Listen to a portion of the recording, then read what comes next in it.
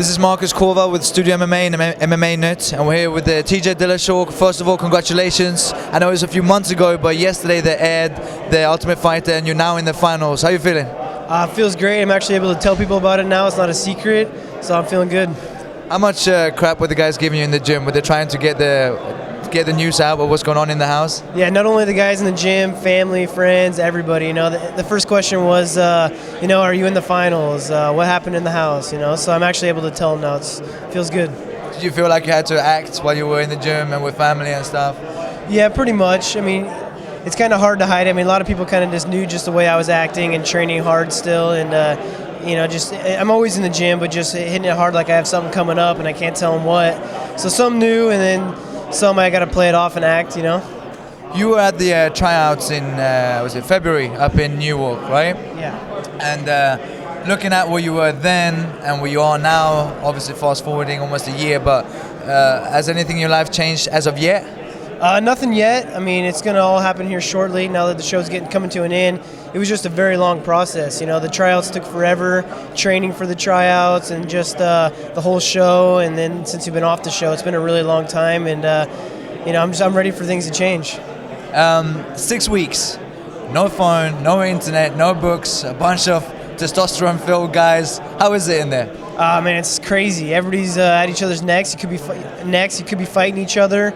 It gets a little stir crazy. You have nothing to do, to listen to everybody's stories, and they tell them over and over again. You hear the same crap, Yeah, the only entertainment we had was Akira. He'd be doing crazy stuff and singing, and just kind of a good escape. Obviously, it's unscripted, kind of scripted TV. They can kind of cut it and edit however they want to. They have cameras on you 24/7 almost. Are you happy with the way they portrayed you? Yeah, I'm happy with it. A little bit change the order of things to make me a little bit worse, but they got to build drama to get you to the finals and have people love you and hate you. So, I mean, I'm not too disappointed with the way they portray me. It is what it is, and, you got to just go with it, roll with the punches. And Kira has obviously been getting some criticism and regarding if he tapped or not tapped. They say any PR is good PR. He's obviously getting a lot of attention. We were in Vegas last week, and he's definitely recognizable. People recognize him signing autographs. Is that something you feel as well? People recognize you in the streets? It's starting to get that way now that because both my fights were towards the end of the season. So first off, people didn't really recognize that I was even on the show. They saw my fights get in the house, but since my fights were towards the later end of the show, now people are starting to recognize that I was on there, because when you fight, the whole episode's kind of about you, So. And being there with Akira, like you said, is pretty crazy. And for you that don't know, it's part of it's an act, but part of it's true as well. He is crazy. How was it being within there for 6 weeks? Like I said, he was definitely entertainment. He'd do things to hurt himself that was funny for us to laugh at. He'd be singing crazy songs and just making a fool of himself. He says he's an entertainer, and he definitely entertained me the 6 weeks we were there. It is some drama and some of it is TV, but overall, with the people in there, how'd you guys get along?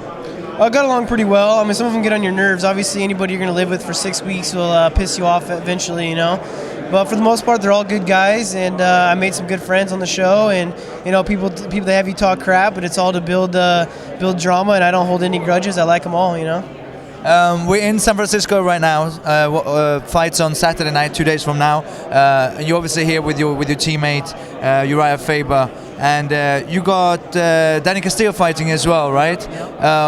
Any predictions for fight Saturday night? For my two guys, I definitely see them winning the fights. I think it's funny. I've never met a guy who's on a team with someone else saying I don't think he's gonna win. Yeah, we got to believe in them because we train with them every day. We see how good they are. It's just about them getting out there and performing. And Urijah, he's a gamer. He gets in the cage and he always turns it up. He's better in the cage than he is in practice, which is a great thing. And Danny, I think he's just gonna be too well-rounded and too athletic for Shamar. I got him winning the both fights easily. It's just all about them performing now. Urijah, like I said, is obviously an amazing fighter, and it's funny you say I've seen him in practice myself, and like you said, you see him and it's obviously a great fighter, but then you see him in the cage and he steps it up.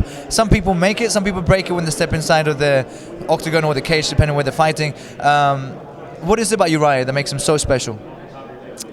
His He's so creative in the ring, and then doesn't let any of the hype of the other guy get into his head, and just always believes how good he is. And I think pretty much how mentally strong he is. He's very mentally strong. We could have the worst sparring session in our gym. Everybody's beating up on him. Then afterwards, he'll think he did really good, and everybody else is kind of like, "Are you sure, man? You looked like you got your ass kicked," But he just believes in himself that much that it doesn't affect the way he fights, and then he turns it on when it's time to go.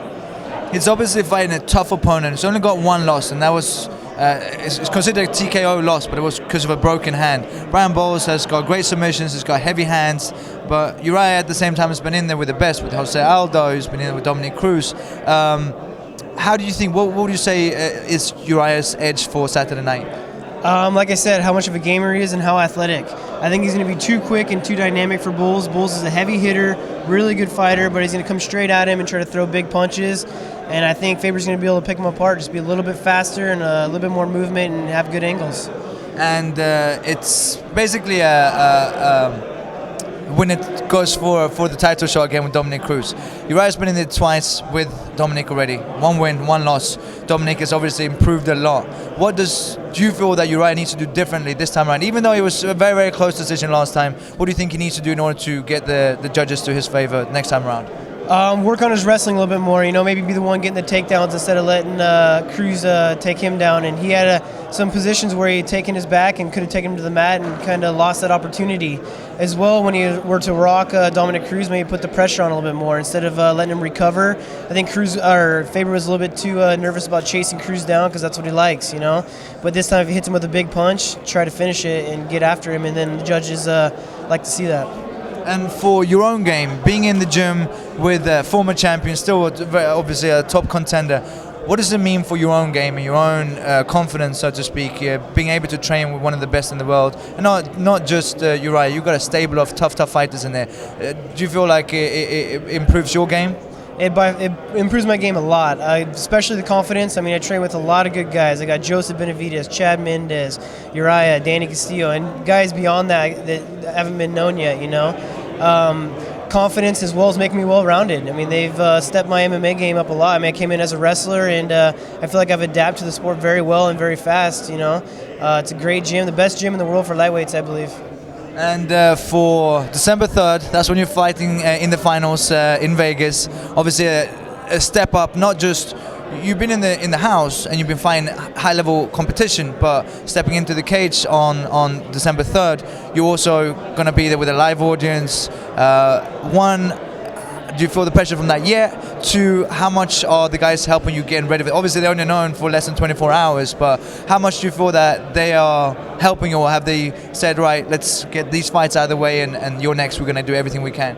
Cornering the fighters that are in the UFC already, and being around the big cameras and the crowds, and competing my entire life in wrestling and being around big crowds for nationals and all that has helped me become who I'm going to be on December 3rd in front of all those people.